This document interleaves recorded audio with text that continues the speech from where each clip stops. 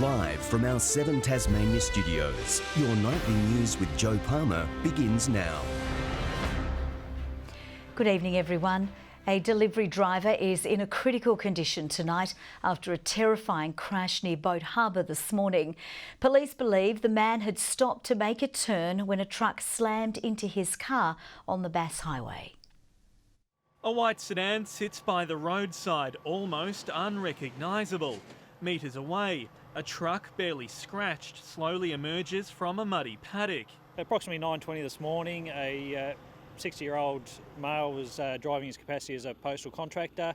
It appears at this stage he's been struck by a truck with an empty potato carrier from behind. The man was rushed to the Northwest Regional Hospital in a critical condition. The 47-year-old truck driver was also taken for observation. Investigators closed a lane of the highway to clear the carnage and find answers in the debris. As a result of that, we requested any witnesses who observed either vehicle either at the time of or just prior to the crash contact either their local police station or Senior Constable Adam Lloyd at Burnie Crash Investigation. This is the second major collision on Tasmanian roads in just 3 days. Police are pleading with drivers to show more care behind the wheel. 137 people have been seriously injured in collisions across the state in 2019, 10 fewer than the same time last year. Sean McComish, 7 Tasmania News. A multi-car pile-up on the East Irwin Highway disrupted traffic this morning. 4 cars were involved in the crash shortly before 9 o'clock near the entrance to Gilston Bay High School. Commuters were held up as tow trucks cleared the vehicles from the scene. There were no serious injuries. Tasmania's economy has continued to thrive, lifting to the 3rd best in Australia for the first time in a decade. But the title comes with significant room for improvement as thousands of job seekers struggle to find work. This building site in the centre of Hobart finally taking shape. It's construction like this that's in part led to CommSec naming Tasmania the 3rd best economic performer in the country. We could be pressing for first place in not too long. Now, and what that means is that we've got the settings right, the government is investing, the private sector is stepping in. While the state leads the way in some areas, it's a very different story for those looking for work. Job seekers like Luke, who says he's struggling to find enough employment, even though he's already taken on both security and cleaning jobs. Yeah, it's pretty tough out there. It's still using 2 underemployed jobs to try and make up one full-time. There are so many problems in this state, including our very high unemployment rate, which is the worst in the nation. I want the government to explain how they're going to help Tasmanians find work in our state and how they're going to train Tasmanians to take those jobs. The Treasurer adamant the construction boom is key to creating more jobs. To continue to invest, to develop the long-term intergenerational infrastructure that we need that will provide the framework and the basis for the private sector to invest as well. And as Parliament prepares to return after the winter break tomorrow, health remains high on the agenda. The evidence from the weekend at the Royal Hobart Hospital doesn't show any substantial changes. There was dreadful ambulance ramping on Friday night, patients left in hallways. Shaping up to be a busy first week back. Michelle Wisby, 7 Tasmania News. A proposed new multi-day walk on Tasmania's west coast has been met with mixed reaction. Last week, the Tyndall Ranges near Queenstown were revealed as the location for what's been touted as the state's next iconic attraction. Tourism leaders say sustainability and protecting the area's precious wildlife will be top priority. In the wake of concerns, the walk could destroy the precious wilderness. With sustainability front of mind, needs to be absolutely minimal impact on the environment, and obviously the people who are drawn to these experiences expect that as well. So I think there'll be no cutting corners. We understand there are alternative plans and routes, and we would expect that the government will choose a route that doesn't go through pristine alpine vegetation. A feasibility study for the walk will be completed in the coming months. The government says it's business as usual for Tasmanian councils, despite a major recycling contractor threatening imminent closure. The SKM recycling business is used by a number of the state's southern councils, but it's been revealed the company is facing financial troubles. The Environment Minister says it's not expected to impact Tasmania for now. At this point, our advice is that it's business as usual, but obviously there may be further movement in this space, and we'll continue to monitor that. Authorities say the state operation is run separately from the national business. After 2 decades of hosting high-calibre sporting events, the time has finally come for the UTAS Stadium playing surface to receive a much-needed upgrade. It's hoped the move will further enhance the ground's reputation on the national sporting stage. It's been a long time coming, with the machinery finally rolling into the iconic stadium as work officially got underway. Realistically, a playing surface really should only last about 10 years. In the bigger grounds around Australia, they'd be replacing them around that time. So our guys have done a great job really to get 20 years out of this. The $3.5 million project is expected to take 4 months to complete as contractors race the clock for the ground to be ready in time for the Big Bash season in December, with plans to completely overhaul its outdated drainage system.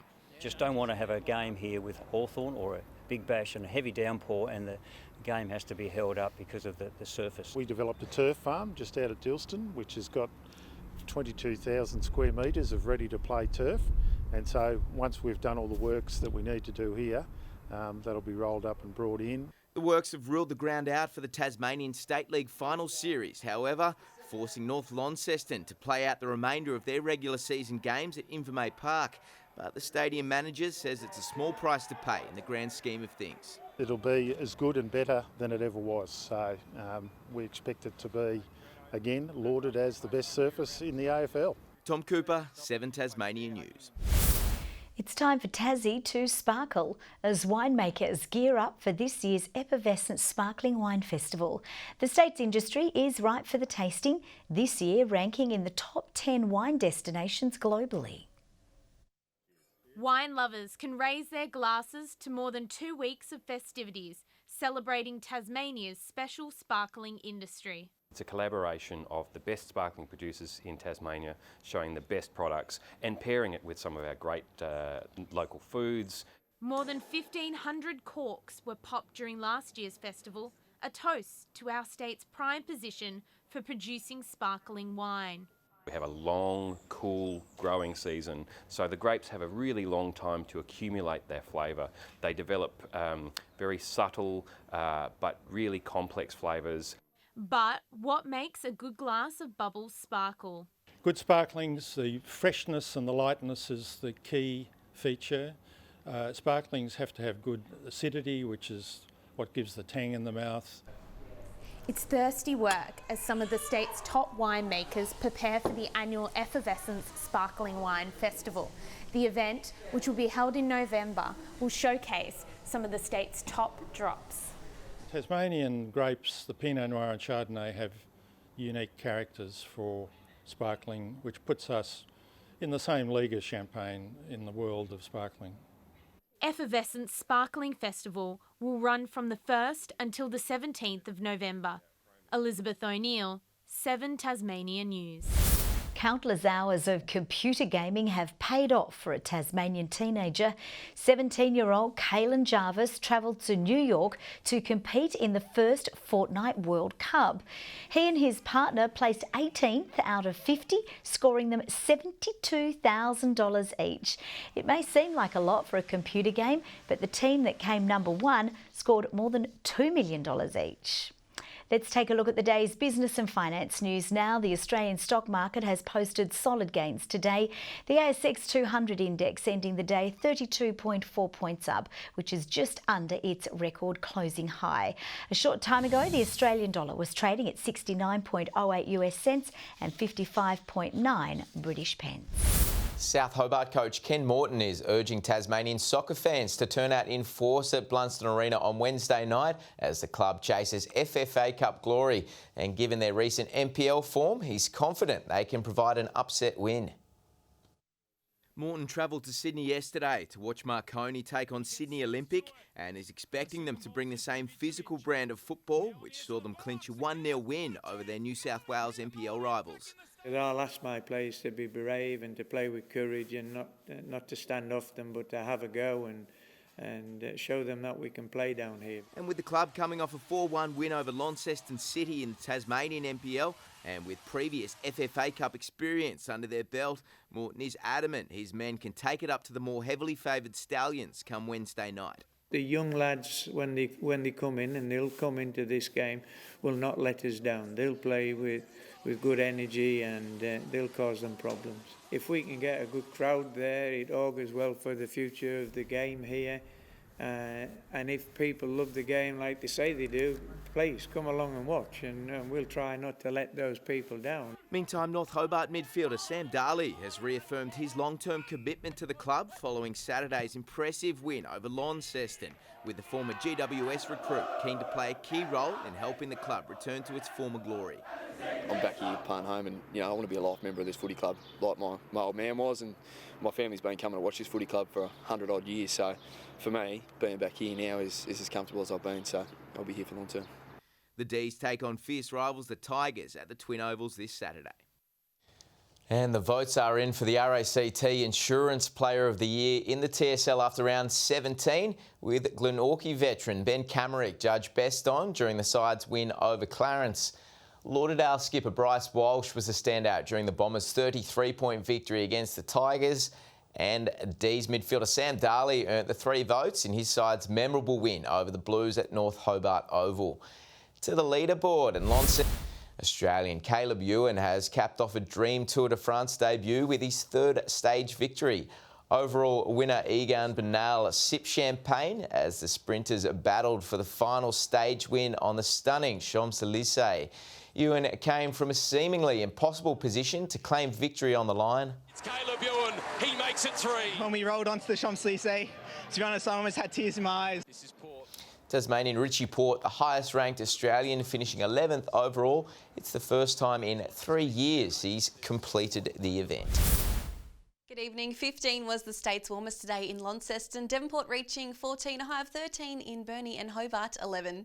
Other centres today, 13 across Lowhead, Flinders Island and Friendly Beaches. St Helens reached a top of 15 and a top of 11 in both Strawn and Ooze. On the close-up, convective low cloud is covering the state. Further out, a cold front is moving to the east of Tasmania, while a middle-level cloud band can be seen stretching from central Western Australia to New South Wales.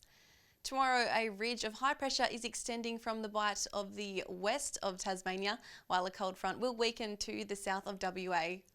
South to southwesterly winds tomorrow 10 to 20 knots, swells up to 1 metre offshore in the north and up to 5 metres in the west and south.